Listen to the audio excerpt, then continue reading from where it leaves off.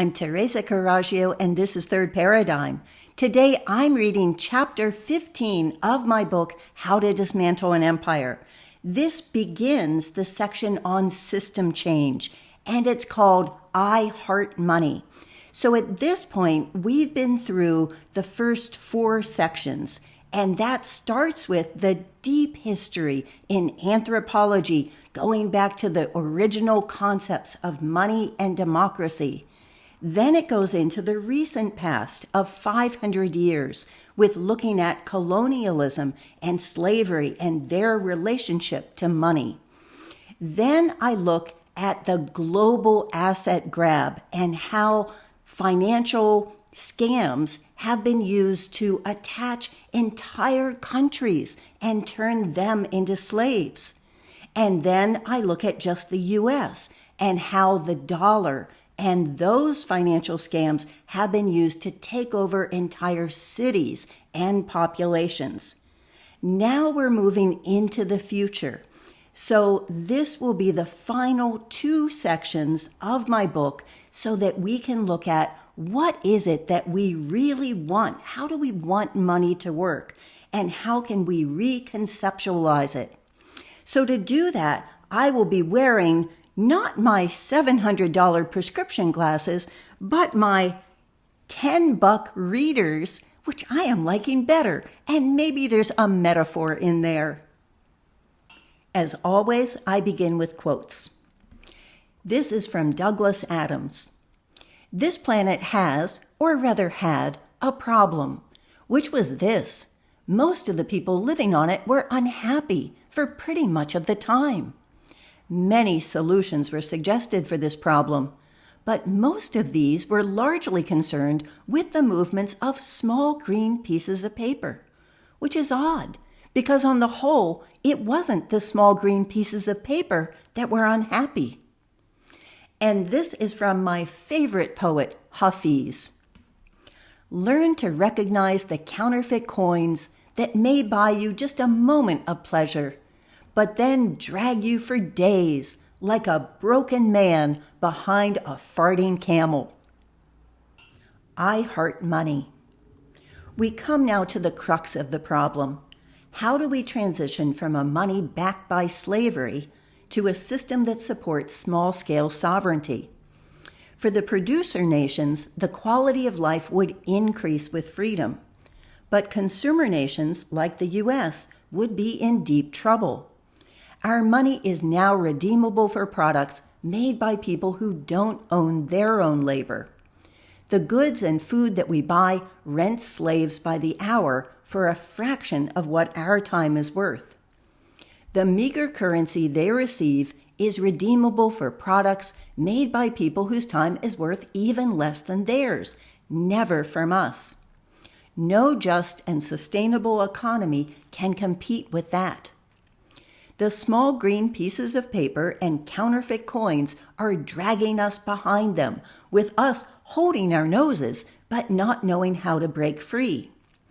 The reality is that in a fair economy, we would have a lot less stuff and do a lot more manual labor. If we were subjected to a fair economy tomorrow, we wouldn't survive. That is not a popular platform on which to launch a revolution. However, perhaps we can assume that the slave-owning economy will fail eventually by virtue of the slaves or by vice of the masters. How to bring it down isn't our concern. We're looking to design an alternative system that frees ourselves from the necessity of slave-owning and perhaps make some friends on the other side.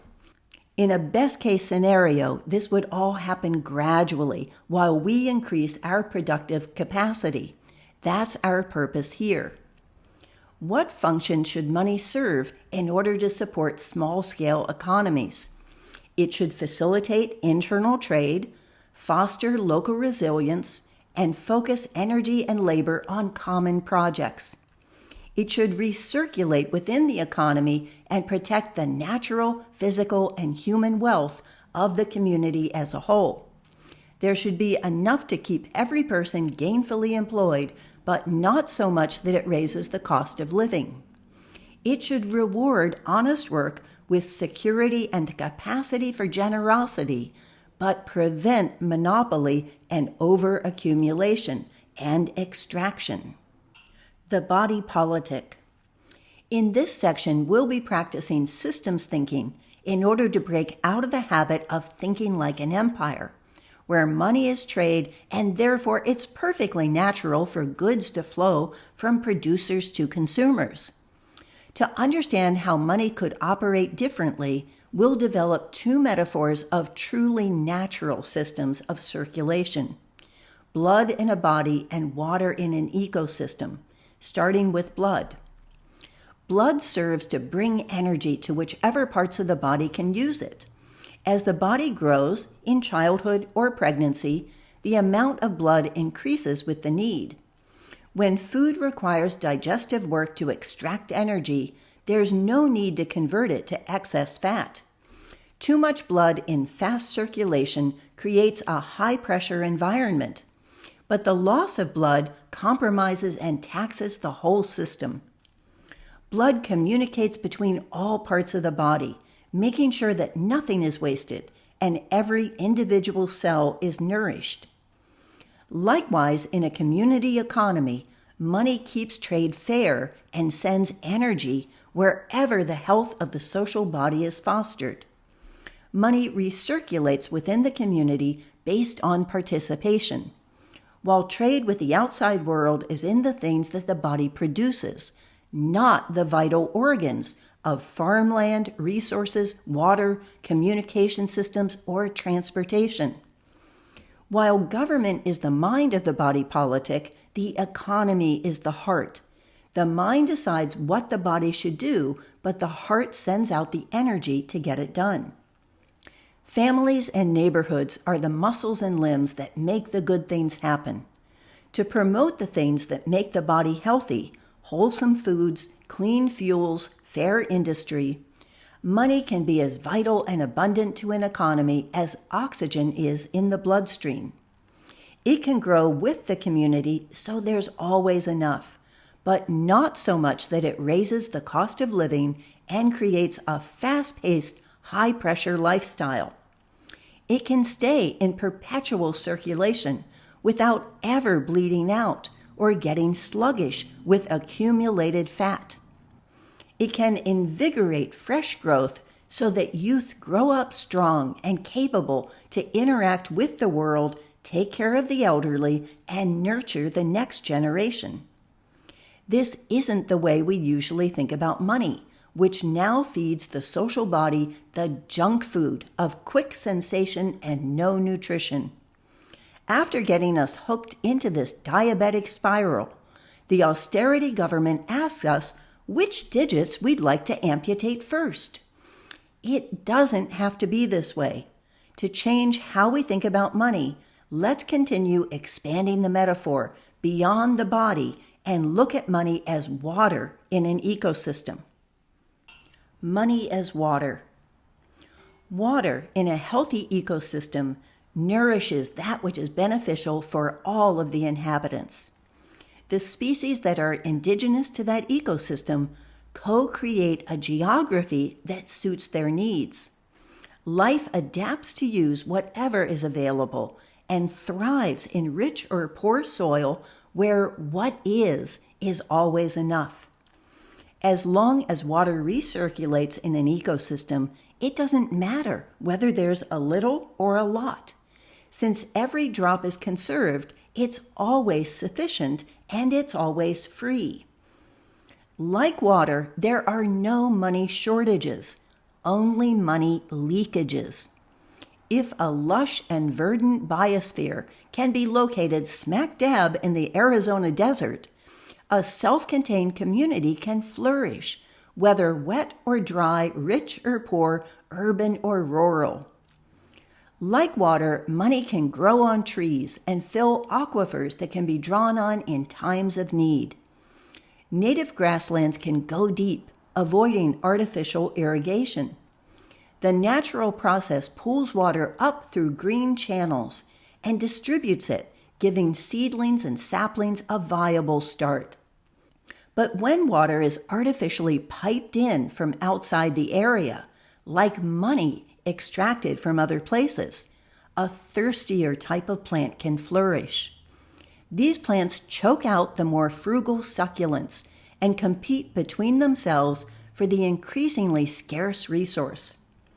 With the ecosystem stuck in a cycle of dependency, water goes into manicured lawns and golf courses, not where it's needed or best used. More and more water becomes a necessity rather than a luxury, just like the need for more and more money. Water and money rules the land instead of serving it, creating a need that only it can fulfill.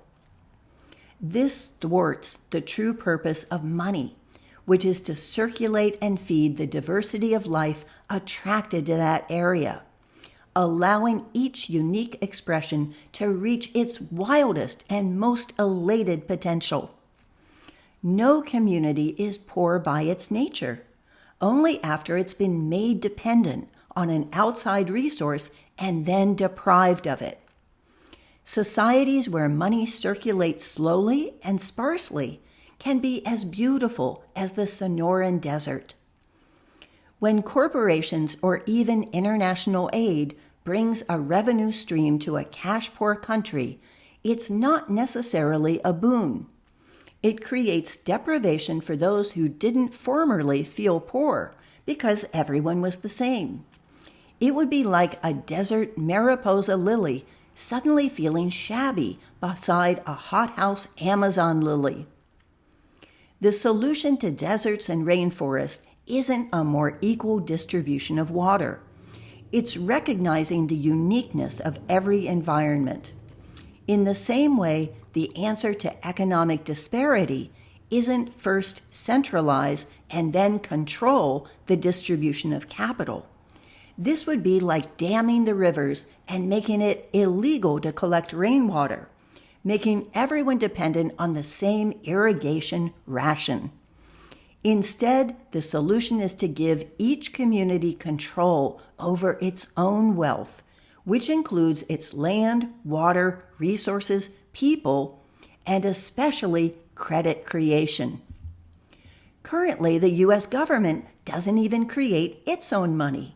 It borrows from the Federal Reserve, whose private banks loan money into circulation through mortgages to the public. To illustrate the dysfunctionality of debt-generated money, let's look at what would happen if water were loaned into existence. More equals less. Imagine that God makes the world an offer it can't refuse. I give you enough water to grow, and you repay me 5% in water each year. The plants get busy and do fine for a while, but after 4 years, they go to God and ask to borrow 20% more to replace what they had paid. God obliges, and their debt interest becomes 6% of the water remaining to cover the loan. In a little over 3 years, they again replace the lost 20%, and the interest becomes 7%. In a little under 3 years, it goes to 8%, and so on. The world has been trapped in a cycle where all life exists only to produce water, which is siphoned off and sold back to them, increasing the debt. Life has become subservient to and controlled by the need for water. There's no escape.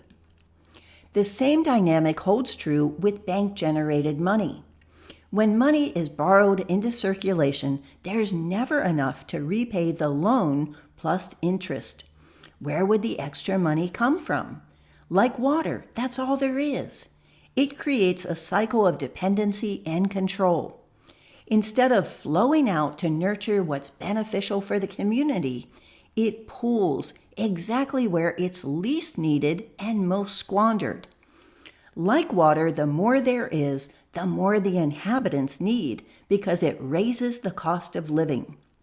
Rather than being a benefit, more equals less self-reliance. Therefore, financial independence is a contradiction in terms. Money and self-sufficiency have an inverse relationship. The higher the average income, the more difficult it is to go without. In a Oaxacan village, a family with no money may still have a home and food to eat. They may get along just fine. In the U.S., the more a person makes, the more dependent they are on continuing to make that much or more. In the U.S., the flood of foreign-made goods covers up a drought of self-sufficiency. The high cost of living makes it nearly impossible for first-world producers to stay afloat. Their fixed costs are an anchor around their necks in a market that's awash in cheap, disposable junk. The U.S. is drowning in debt and paraphernalia, while the third world is a credit desert. In the natural world, water use becomes more efficient as the ecosystem matures, with every new generation getting the free benefit of what's come before. No river beaver pays rent for the use of the dam, even though it may not have built it. The new beavers focus on improving the family's lodge for the arrival of the next kits. But in the world of bank-generated money, every generation buys their houses anew with 30 to 60 combined years of their labor. Although no banker ever picked up a hammer to build the house, he owns it. He bought it by diluting the money supply and reducing the value of all previously existing money. The sellers will be lucky if the money they got out buys a quarter of the value they put in. And the buyers are left with a debt that consumes their working life and leaves little time or money to raise a family or improve the home. Life has become subservient to the bankers. Home economics. Let's move our metaphor now from the biology of the body or the hydrology of the ecosystem to the smallest microcosm of social life, the family. By showing how money works in the most self-contained of social groups, we can better understand how a community economy functions and what the risks are. Imagine a 1920s farm family who trades around a handful of coins for the work they do for each other. The 3 kids get up and feed the chickens, gather eggs, and milk the cow. They deliver the milk and eggs to the mom, who pays them each a quarter. The dad brings food in from the field, and the mom pays him 6 quarters. The mom prepares 3 meals a day, and the dad and kids pay her a quarter for each. After every meal, one of the kids washes the dishes, for which the mom pays him or her a quarter. In the evening, they do their schoolwork, for which the dad pays them each a quarter. With circulation of the same dozen quarters, the division of labor is kept fair. They can still do favors for each other, but the baseline is equal, so it makes it obvious if one person is doing all the work and another is shirking. It doesn't matter whether the medium of exchange is a quarter, a seashell, or a $100 bill. In addition, the family members sell their extra produce and the honey from their beehives in the market. This money goes into a cookie jar, where it's used to buy things they vote on together: tools and materials to make their work easier, pretty dishes to make the food taste even better, fabric for new clothes, new animals for breeding, exotic spices for cooking, games and books for long winter evenings around the fire. They work hard, but live pretty well. But let's say the son loses a quarter gambling on the playground and decides to just skip a meal. With only 11 quarters in circulation, the mother has to cut down her payments for food and give the dad 5 quarters. He then has to skip a meal himself every day or stop paying the son for homework. The son drops out of school and sleeps through breakfast and morning chores, so he's down to 1 meal per day, and the others have to do his work. By the end of the week, they've entered their own Great Depression. There's the same amount of work to be done and goods to be had as before, but the medium of exchange is diminished. Like the real Great Depression, the extraction of an arbitrary, artificial symbol that could have been replaced with a fancy rock has left them all depleted and vulnerable. Carbs fuel tech and money. Accumulated money tends to emigrate out of the system, as in third world countries where the wealth created by land monopoly goes towards luxury imports.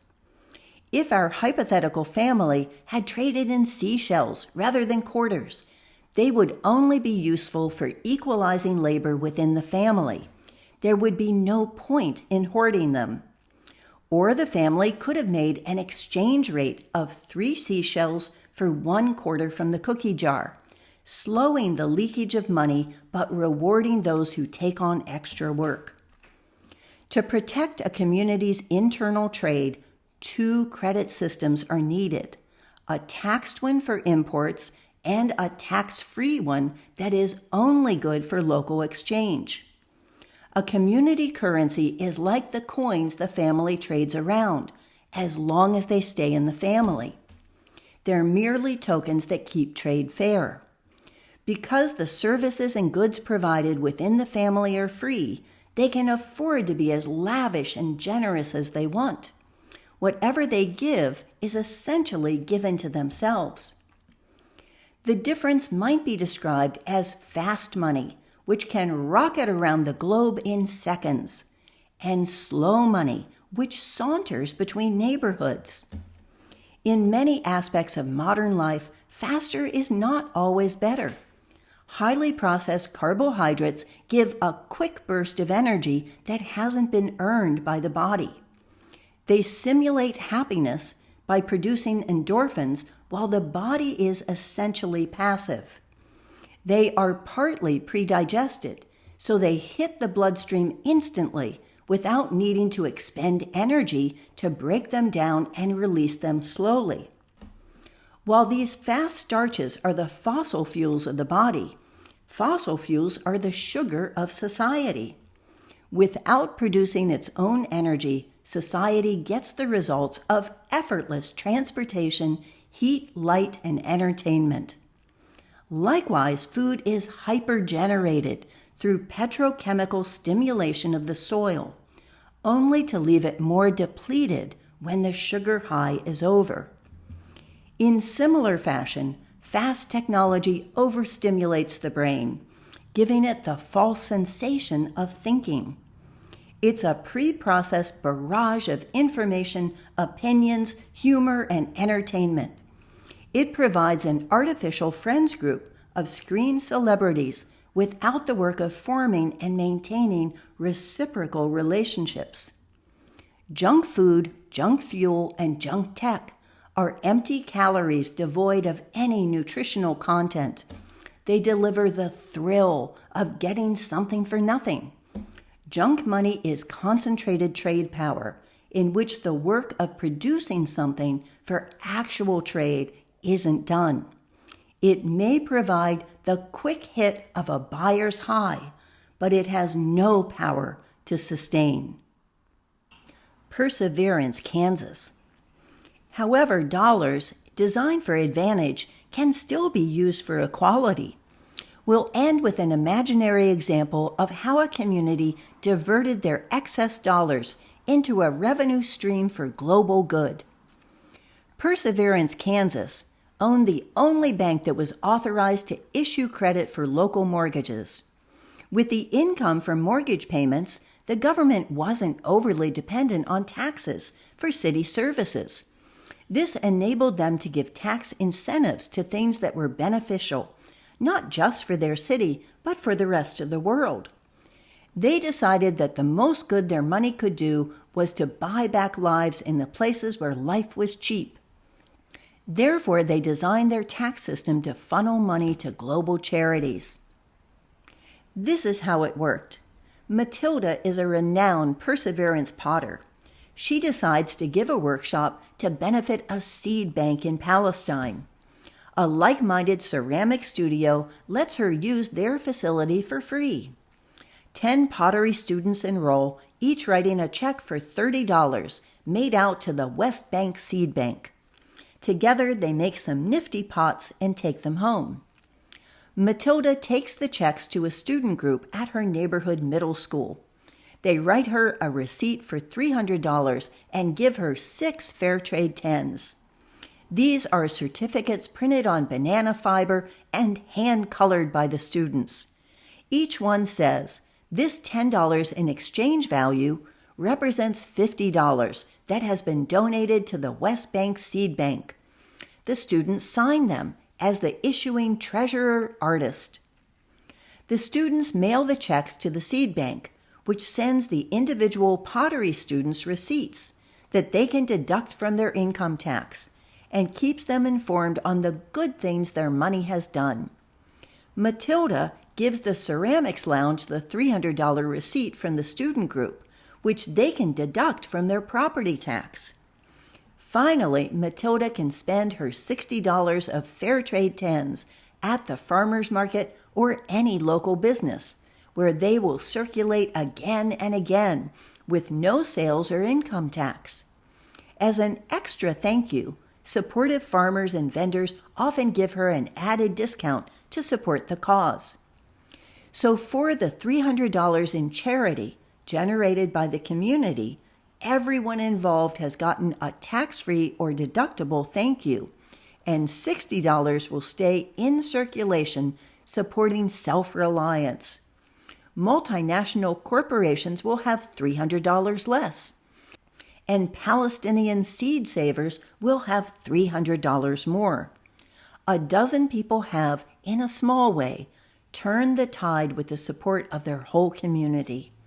It's a win-win-win-win-win instead of a lose-lose-lose for people, communities, and the planet. And then I end each chapter with a lexicon that defines the words that I've been using, and then also questions and answers for discussion or for reflection, and I explain the paradigm shifts that have happened in this chapter. Those are: money is a fluid medium that's a conduit for energy. It either moves energy in and down within a community or out and up to serve the hierarchy. To reimagine money requires looking at what it really does, not what it says it does, and then deciding what you want it to do. To follow up, I had already read the next chapter in this section into my Substack and my video. So this is chapter 16, What If Money Was No Object? And then this is the entire playlist on how to dismantle an empire so far. Thank you for watching.